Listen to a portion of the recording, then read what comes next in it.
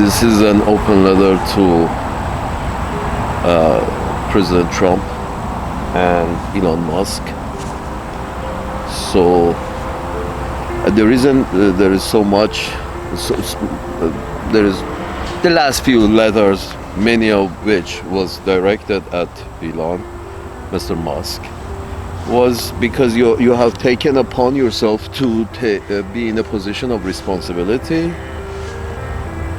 So if you do find yourself in a position of responsibility, you get a lot more attention because, my life also depends, it's partly your responsibility.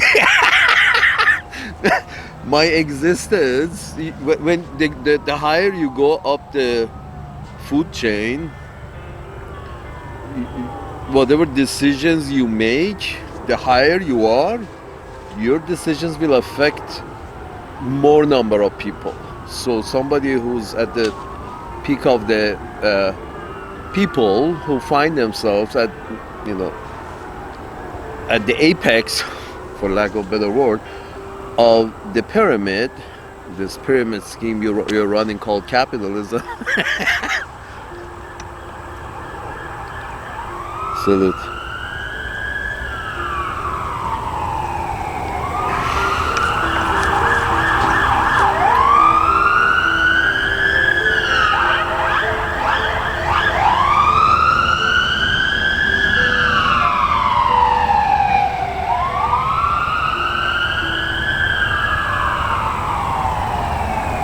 So the idea is, if you are near the top and decisions that you make will affect a whole bunch of people, I as one and my neighbors are also, a few down there at the very bottom of the pyramid, you will find us. And so since your decisions also affect all of us, including, the guy who said, the one who refers to, uses a perpendicular pronoun to identify with. So I, as the perpendicular pronoun person, am one. So I have to. When I see a problem, I feel that I should speak up. So it's sort of like, because then it wouldn't be a problem. If you speak up, one would hope that if you do speak up, it wouldn't be a problem anymore. It would get solved. Hopefully in a civilized manner. So here's the thing.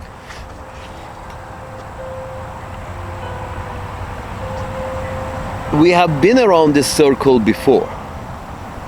Your people, relative to a few members in the society, go into a very desperate condition in which the money, at the end of capitalism, the money all gets bunched up to the top, and these avenues of sucking up. When you say money, the tokens that is exchanged for goods and services, those tokens that are going around are, I'm not sure if you need to be a rocket scientist to realize that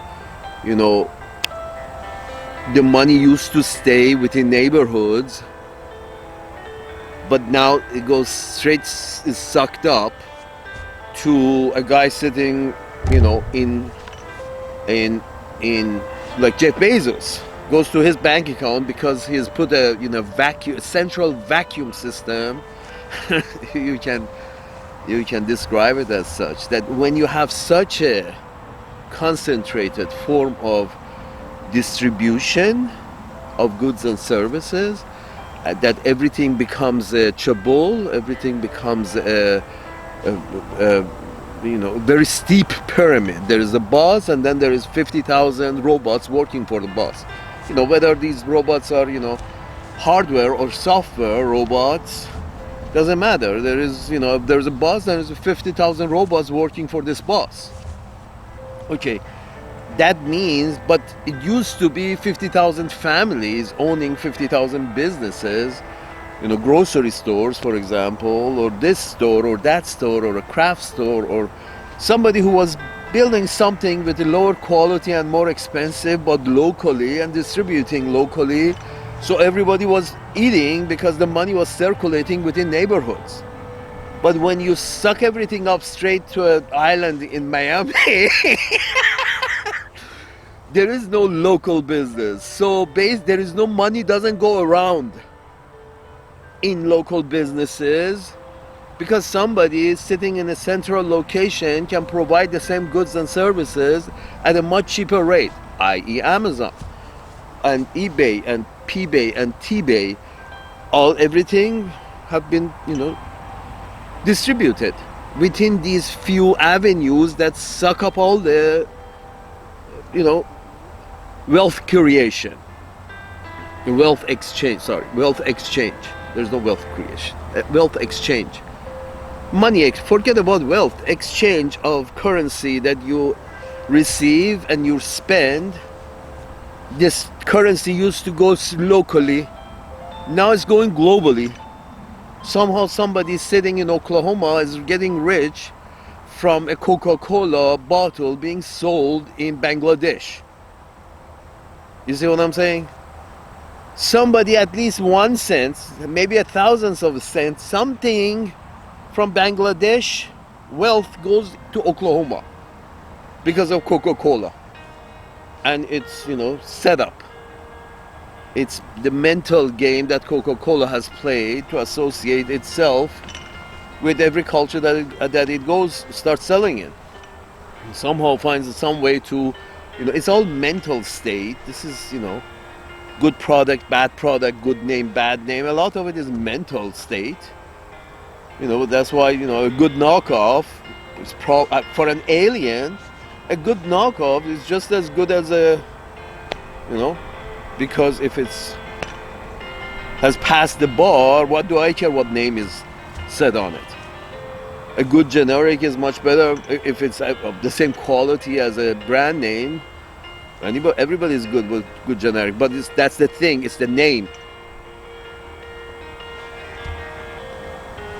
My point is this, folks.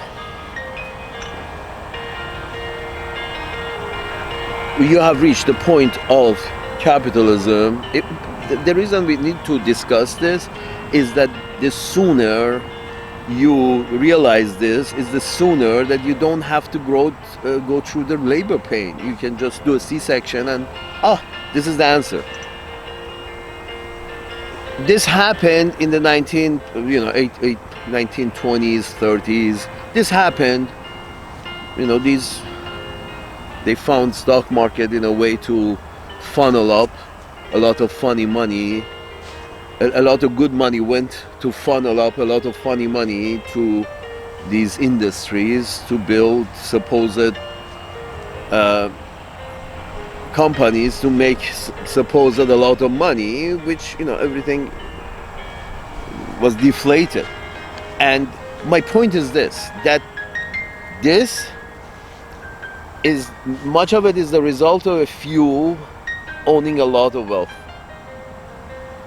And the solution was, there was, a very, very, socialist president eventually has to find his way to the top, because where you're going, Mr. Elon Musk, is not the answer. You're going towards, okay, let's see who's cheating within these peasants, who's cheating, if Uncle Sam out of a few bucks, while you're not paying attention that 9/10 of the budget somehow finds its way to the military-industrial complex.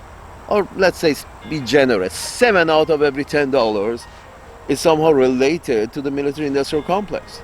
That has a lot of room for cuts. But, school lunches, even for black kids, it's a good idea.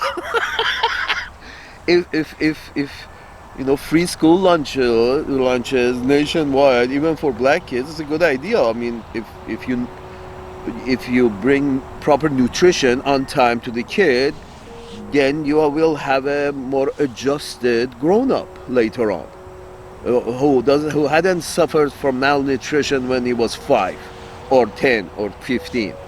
or 20? Why should your citizens suffer from malnutrition because you can't see how the money is not circling locally and it's getting funneled up, and you keep saying that, oh, this is inflation. Yes, because Jeff Bezos also spends his money in the same society that everybody is making him money. He's spending money for himself or for his projects that you know doesn't feed a lot of people.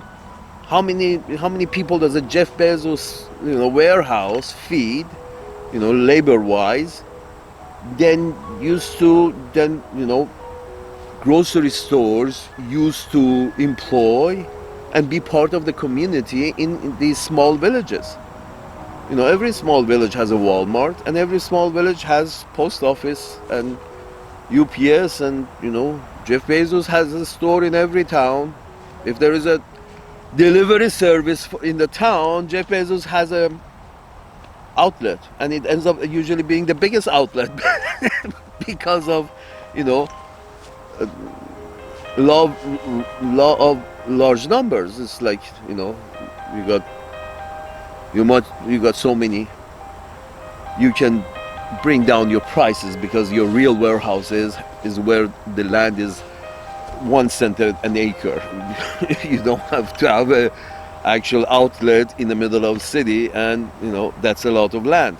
Very expensive the way Walmart does business, real estate wise. My point is this, off topic. The point is this, that the money is all going to Walmart and Jeff Bezos and Amazon. You see what I'm saying? And you know that, and the sooner you look at it, that is the sooner you will find out that no, the problem is not Russia. The problem is not, a couple of fucking brown people living in Palestine.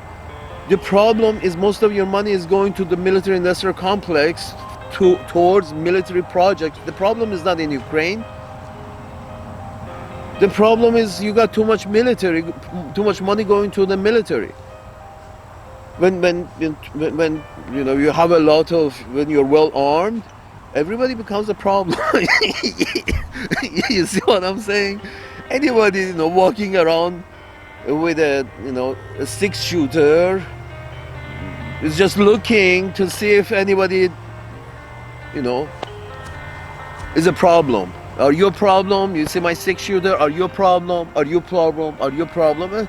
Eventually somebody says, yeah, I'm a problem. What do you want? And then you have a 6-shooting fight.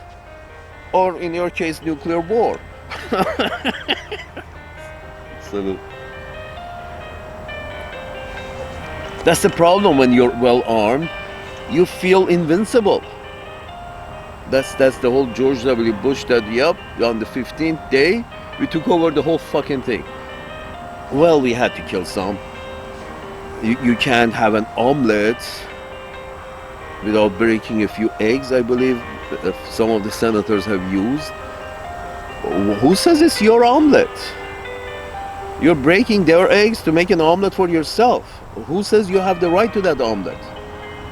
The law of the biggest gun.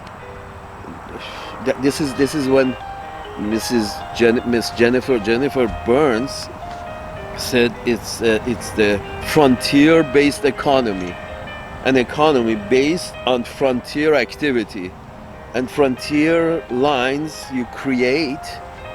This is the Western idea, very Western idea, that for economic gain, to pick up our economy, we need to have these expansionist wars, lose or won those corporations who fed the military system, the system in Afghanistan. Those corporations won that war. They got paid a lot of money to provide some services to the machine, the military machine that was functioning over there. Military, civilian, then military first, and then civilian up their ass, and then we're going to teach them how they should live their life in the fucking mountaintops of Afghanistan. We're going to spend a lot of money to teach them how they should live on the mountaintops of Afghanistan. I'm sorry, do you have experience living on the mountaintops of Afghanistan, or do the natives have experience living on the mountaintops of Afghanistan?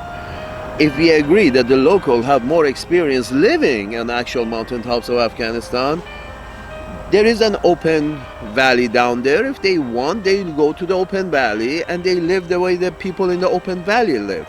If they don't, they don't. It's none of your business to try to enforce a form of government or a form of economy or whatever works for them works for them. None of it should be anybody's concern. You're telling your children in Uncle Sam's land, you're telling your children, we cannot provide all of you with free lunch, dinner, and breakfast because Kim Jong-un is a problem. So we have to spend a lot of money to keep that problem at bay. I'm sorry, Kim Jong-un may be a problem or may not be a problem, but it's a problem in Asia for Asians to figure out what is, my brown ass or your pink ass, which one should have any say in what should happen in North Korea, because you're not native. If you're not native, what the fuck are you doing there? Why is this military machine has to have a base there to teach Koreans how to live economically? The Koreans do whatever Koreans do to live. They don't need to protect or defend anything. What are you talking about? Defending freedom? Yes, defending freedom in your home, yes, that's a good idea. But defending freedom in Syria? Are you Syrian? What are you, and why are you arming them? Why do you think one faction is better than the other faction? What is your business? You want their oil fields, and you take the oil fields until you can change the system, because bring the system to its knees, and then bring somebody you're okay with, who agrees with your demands, and that would be good. Now he can have the oil, and maybe not even then he can send us the invoices and we'll send him some money, but the money from the oil continues going to New York. This is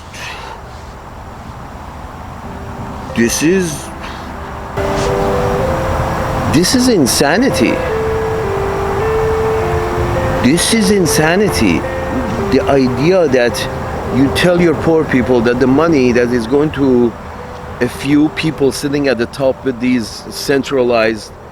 this centralized economic system that we have put together, a few builders, a few distributors, and the rest of you, well, find something to do, maybe suck a dick, get paid, whatever you have to do, we don't know. Get paid doing something and bring the money to Jeff Bezos so he can suck it up and it ends up in his island. This is your problem. The whole when the guy bought all the oil and I believe it's called Standard Oil. He bought all the oil and he could charge whatever the fuck price he wanted to charge for oil because he owned all of it. So that is the problem. Jeff Bezos is not limited to one state. He can function in even one state. No, it's like federally, then internationally, Amazon can function all over the planet. So now this 1 cent from every transaction, every trade between other people on his platform, if he gets 1 cent, now if the whole fucking planet owes Jeff Bezos 1 cent on every product that they need to receive through mail to continue existence. They have to pay Jeff, Uncle Jeff. They should name the monopoly after him.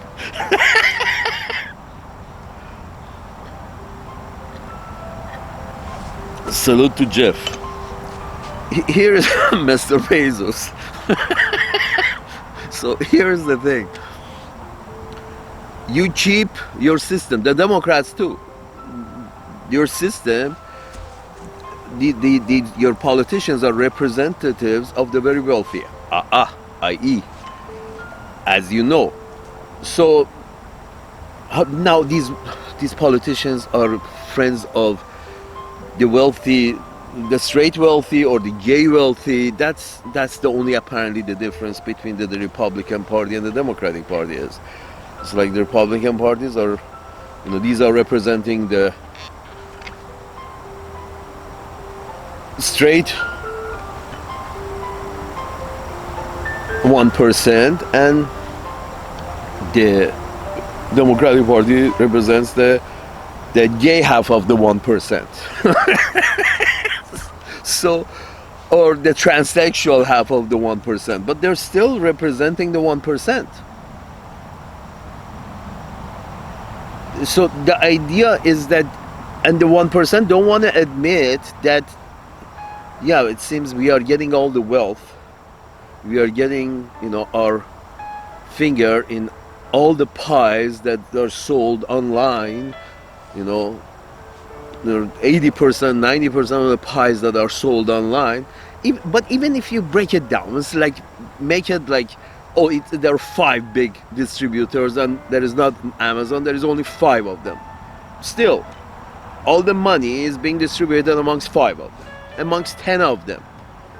This money circulation used to happen within villages. Everybody was providing good and services to this fucking village or this city, and the money was staying within the city. Now all the money is going to one place, nationally, internationally. No, not everybody has a car manufacturing. It started from there. This is distribution from manufacturing. Not everybody can have a manufacturing plant. 5, 10, 20, 50 of them. Still is 50, and they're all robots working for the 50.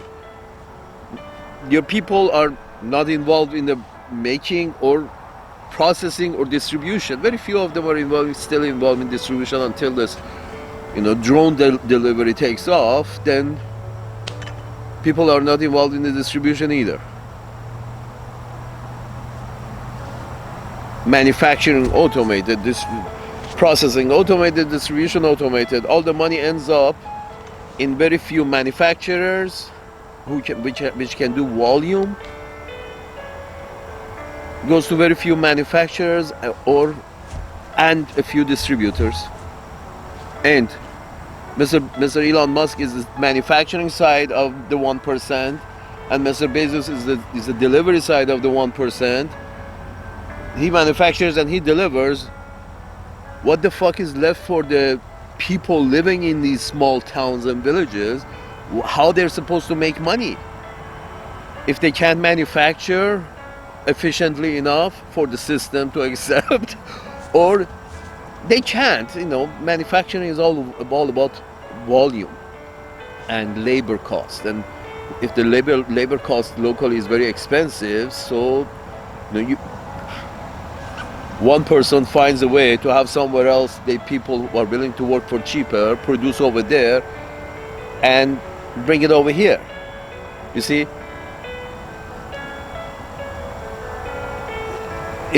maybe in Yuma, maybe we bring day laborers from Mexico. I mean, this whole idea of tariffs is ridiculous because, you say tariffs, okay, there's going to be, I'm predicting, there's going to be a lot of manufacturing plants near the borders who are going to be hiring day laborers from Mexico who are willing to manufacturing, processing, distribution, those a lot of jobs that you try to bring home by tariffs ends up being by the border in order to attract day laborers from across the border who are still, you took the job away from the guy, so you force the manufacturer to put their plant near the border to, if they need physical labor. If not, it's going to be automated. Again, if the automated manufacturing goes back to United States, if because most of them no longer need labor, if the automated manufacturing comes back to United States, it's not going to help the local communities in order to feed themselves from these manufacturing, because it's automated. He's still not making anything because, you know, the plant in town is automated. The plant needs 3 people to clean it before that's automated. 30 people to clean it. That's it. Their machines are doing the job. You just need some cleaning and maintenance. Small crew. Again, this tariff that's supposed to bring manufacturing back, if the manufacturing is going to be automated, which is going to be automated to a high degree, as Mr. Trump likes to say. Salute. And those who still do need labor, for example, these meat processing plants, you know, there are a lot of families living by the border whose children are, you know, they live in Mexico, but the children go to school across the border, you know, and it's a good thing, you know, a cultural introduction to people in the neighborhood. It's a very good thing. It, you know, so it prevents any misunderstanding because the cultures are introduced early in life. So yeah, border towns should be able to send their children across borders to study in the other country, just so as a good introduction for future relationship in these border cities and towns. Great idea. But then the kid goes to school in Yuma, and the father also brings the kid to school, goes to the meat processing plant across border in Yuma, and then at night the father and the son, they both return from across the border to Mexico. So my point is this, that you really can't do that. The only solution for this, what you see, that it's the system is sucking up all the money to Mr. Bezos. In order for the system not to have recession, you need to actually give money, print and give money to the towns and villages and cities, to the people, because of, you already know all the money is being sucked to a few hands, a few manufacturers, automated manufacturers, and a few automated distributors, i.e. Mr. Elon Musk and Mr. Jeff Bezos. All the money is being accumulated there.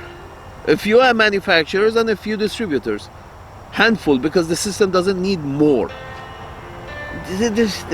Because, you know, you trust in one, you trust in two, you don't want to trust in 250 different websites. You know, you got one credit card, and you're every time you put the fucking number in, you're worried that whether they're going to breach this website or not.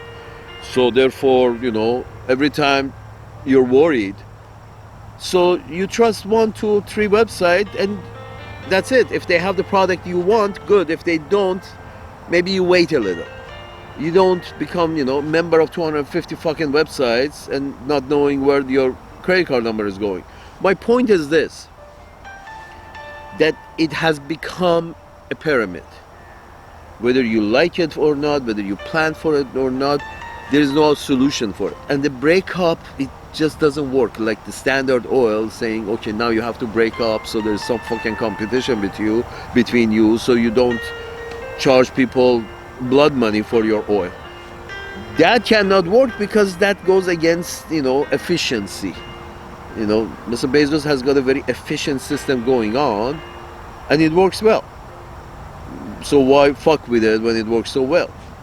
The solution is either take the money back from these few manufacturers and distributors that is left in the marketplace, either take a large chunk. If this money has to circulate, Mr. Musk, it has to circulate from really top to really bottom. or else the money will not circulate, because you don't have local economies anymore. Since you don't have them local economies, this money that ends up in that village doesn't stay in that village, because they keep fucking moving up the chain to Mr. Bezos' island and your compound in Texas. So the point is this. We already know how this diagram works. The solution is universal basic income. And to fund universal basic income, you have to tax Jeff to a very large extent. It's like sort of like 90% of Jeff, you have to give us 90% of your income. You actually have to sell those stocks. You can't borrow against them. Mr. Musk, you have to actually sell them if you don't want them. You can't borrow against them. This is, it's a flaw in the system. You figured it out. Good for you.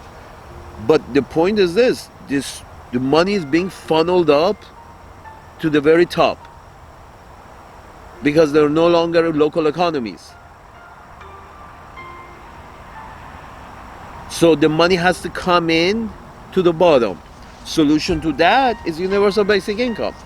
Either you print it and give it to people, and eventually all the money is going to end up to Jeff even more, or you take, if you don't want to print, you have to take from the very top a lot and introduce in the system at the very bottom. Literally check to the house. Because here is basically saying, here are your tokens. Here are your tokens, peasants. Now go spend these tokens with Jeff, so Jeff can give you things you need to continue existing as civilized creatures. Half civilized, semi-civilized. Salute. Semi-civilized, that describes it well. My point is this, folks. Mr. Musk. Respectful, Mr. Trump, respectful. You also are cutting a lot of civil service jobs back. That's also going to take away. I understand civil service jobs pays very well. So that was also the way those people were surviving in Jeff Bezos' economy and Elon Musk's economy. A very central sucking station to suck everybody's money into the central point. There is Ford, there is Chevy, there is Tesla. These are few handful of manufacturers who are doing most of their job automatically, mechanically, automation. And if you distributed, here is Jeff, and here is Meth, and here is Def. If you distributed, very efficient system. You see the flaw. The flaw is money doesn't circulate. Doesn't get to circulate in local economies. First of all, it gets concentrated in large cities, and it gets even more concentrated in. Look at Mr. Abuni, the guy in India. He's concentrated, the wealth of, he has become the Mr. Communication. He has concentrated the wealth in one building, in the middle of, I guess, Mumbai.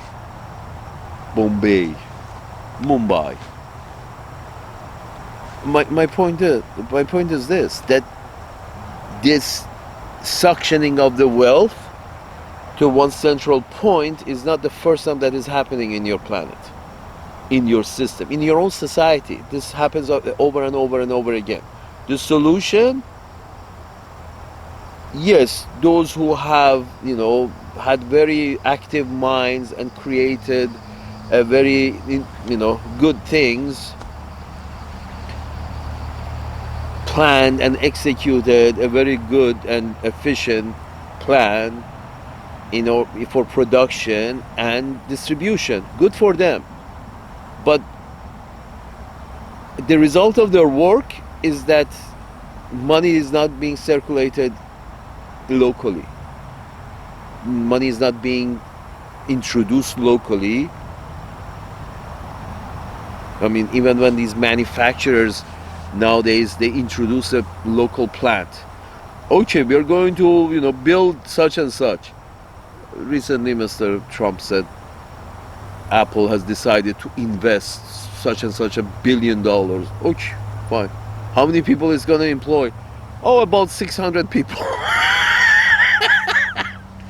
Because it's out of their hand. If there is a automated service available, that's mechanized and automated, they will use that. They will use very efficient machines to do the job very cheap and very fast, which was the way the system was designed to be. And it's a good thing. But you have to understand that this only happens, when this happens, there is no money being introduced in local economies because there is no labor to do. Production and distribution has been centralized. There is nothing else to do. There are some services left, barber shop and nail salon. That's about it. In the richer part of town,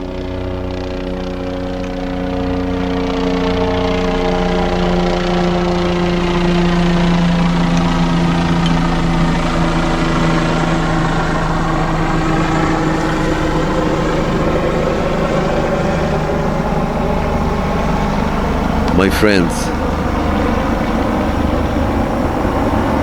in the richer part of town, they have tanning salons and massage parlors too.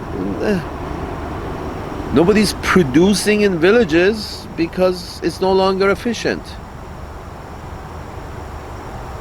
to do it manually when somebody else is doing it mechanically and in an automated fashion, and the mechanics are also robots. And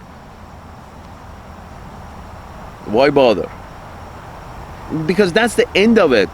The beginning of it is that those cheaper robots are also human. They're in China and they're in India and then they're in Sri Lanka. But then there is also cheaper robots who are not human and they're mechanical.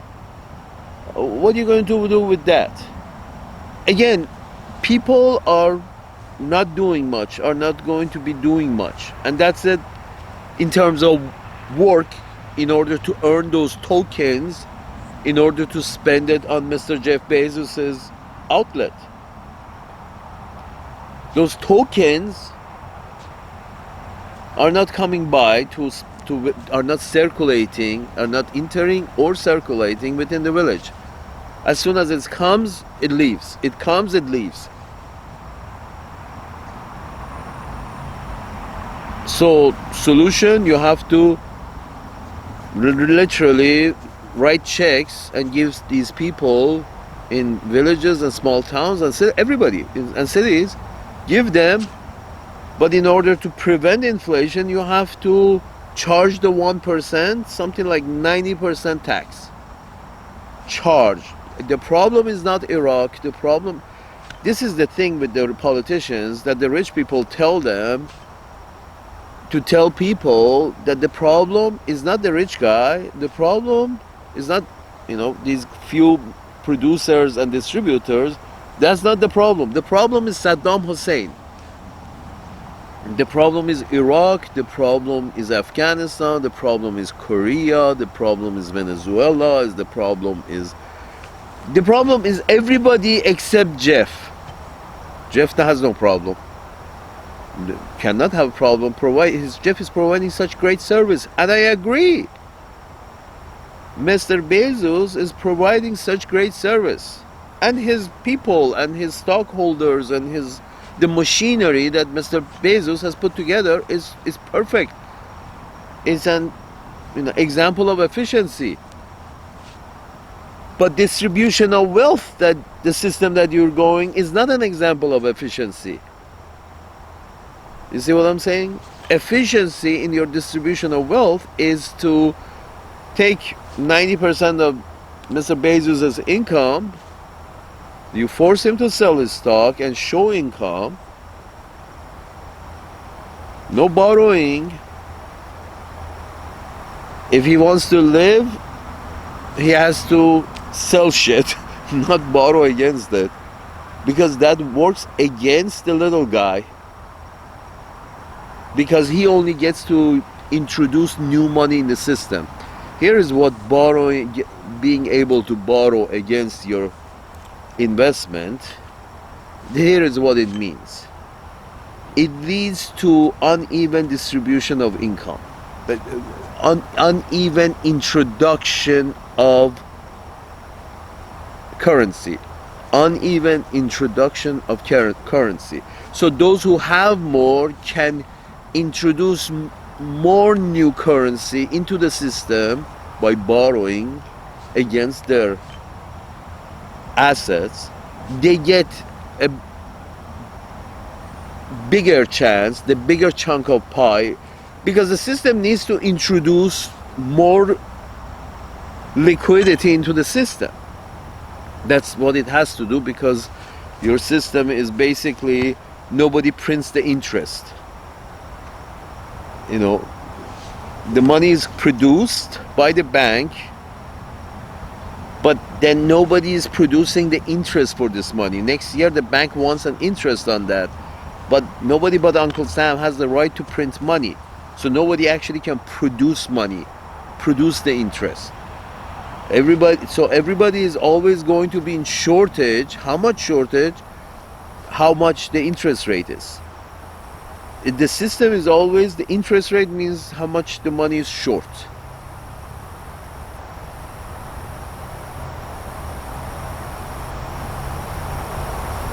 Because, you know, you lend $10 and next year you expect $11, but no one but you or a central location has the right to print dollars, but they haven't printed the interest. They only printed the $10. So now you have to rob somebody else of dollars in order to pay yours, and eventually 1 out of 10 goes out of business because the other 9 have robbed him of his dollars to pay their interest.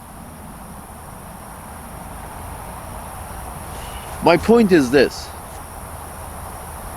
the only solution is you have to introduce new money to the bottom layer of your pyramid, or your pyramid is going to fall over. However difficult it is to have the pyramid fall over, it's going to fall over if you don't understand the problem right away and understand that universal basic income is the only way you can keep this carousel going. And if you don't want to introduce new money to the system to prevent future inflation, if you don't want to do that, actually you have to tax the very wealthy 90% of their income, and you have to force them to sell assets in order to do the projects that they want. You have to sell a project to do another project. You don't get to borrow, create. You don't get to create, be the only one that gets to, you know, create currency from nothing by borrowing against your asset.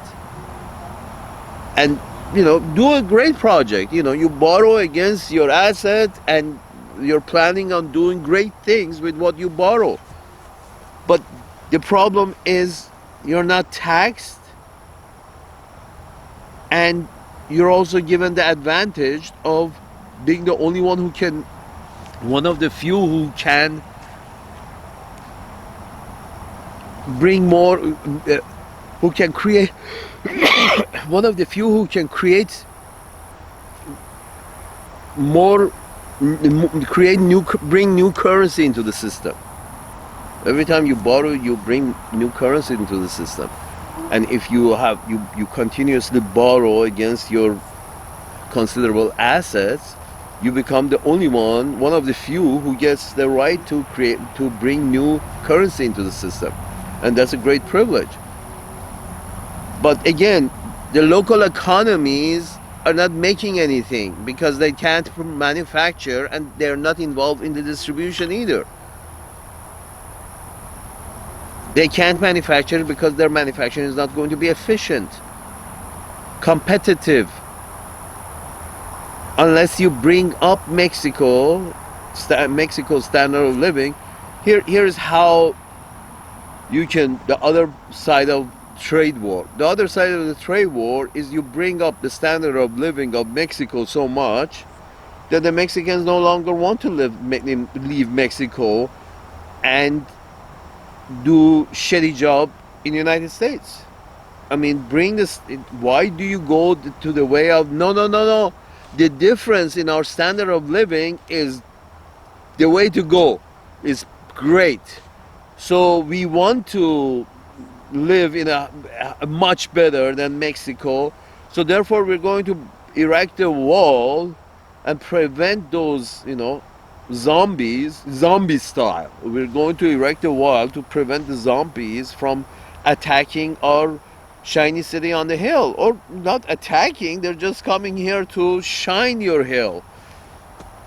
The solution for that is make sure that, Mexicans, like, people of El Salvador, make sure their standard of living improves so they don't have to leave their country. That's a better solution. That's a more logical solution. The problem is not Greenland, the problem is not Panama, and the problem is not Canada. The problem is not Afghanistan, the problem is not Korea, the problem is not Iraq, the problem is not Ukraine. Your people standard of living going down, the problem is none of those places. The problem is Jeff Bezos. The problem is Elon Musk, and the problem is Mark Zuckerberg. The problem is the very few who are involved, and these are just the names that everybody knows. There's also Warren Buffett type. There is also the BlackRock guy type, and then there's the Goldman Sachs guy type. There is not that many of them at the top. 1% of the 350 million it's still 1% of 350 million. I believe it's 350,000. Still, the 1% is a large number. I could be wrong with that number. Salute.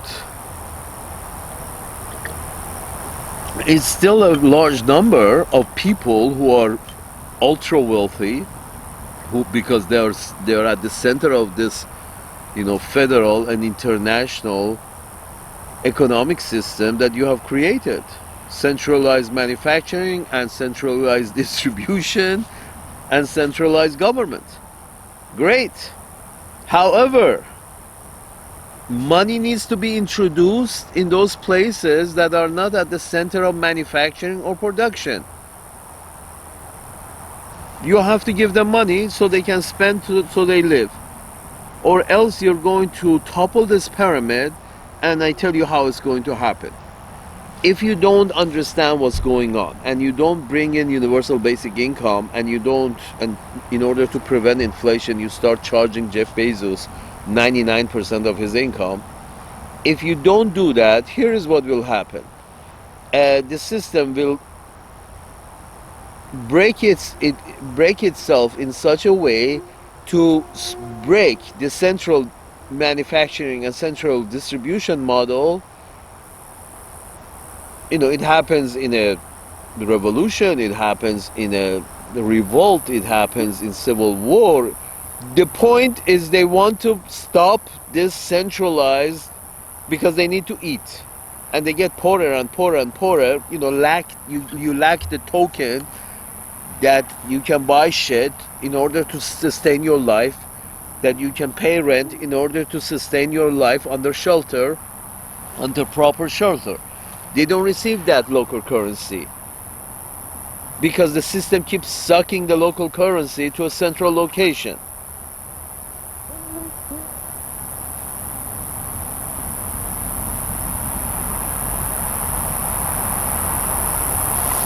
In such a circumstance, the only solution is introduction of money, of this token, into at the bottom of the pyramid, if you don't want the pyramid to topple over. And in order to fund that money that you have to distribute at where there is no production or distribution involvement of the people, in order to prevent inflation, you have to charge the 1%, 90% of their income to pay for this. It's literally to take money from here, take digits from here, and write digits for the bottom layer, or else the bottom layer is going to revolt, break the system, and bring production and manufacturing locally. And that is the result of a very bad civil war.